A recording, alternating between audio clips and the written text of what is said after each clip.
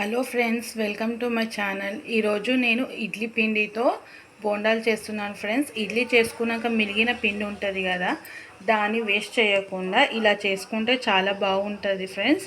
ఇప్పుడు దీంట్లోకి మనము ఒక మీడియం సైజ్ ఉల్లిగడ్డ నేను కట్ చేసి పెట్టుకున్నాను ఫ్రెండ్స్. ఒక 2 పచ్చిమిర్చి కూడా కట్ చేసి పెట్టుకున్నాను. కరివేపాకు, కొత్తిమీర, 1 టేబుల్ స్పూన్ జీలకర్ర. ఇప్పుడు దీంట్లోకి తరిగిన ఉల్లిపాయలు, పచ్చిమిర్చి, కరివేపాకు, కొత్తిమీర, కొద్దిగా జీలకర్ర వేసి బాగా మిక్స్ చేసుకోవాలి. ముందుగానే సాల్ట్ ఉంటుంది కాబట్టి సాల్ట్ చూసి వేసుకోవాలి ఫ్రెండ్స్. మంచిగా కలిపి పెట్టేసుకున్నాం కదా ఫ్రెండ్స్. ఇప్పుడు దీన్ని చిన్న చిన్న బోండాలుగా వేయడమే.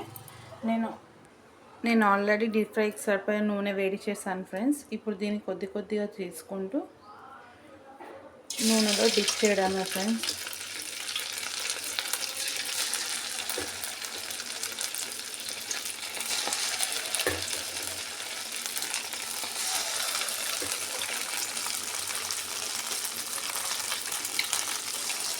ఈవినింగ్ స్నాక్స్ లాగా చాలా బాగుంటుంది ఫ్రెండ్స్ ఇది.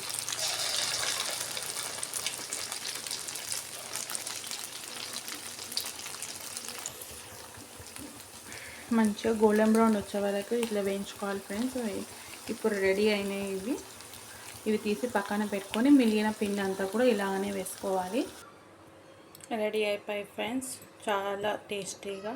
దీనికి నేను పుట్నాల చట్నీ చేశాను ఫ్రెండ్స్, అదే చేశాను.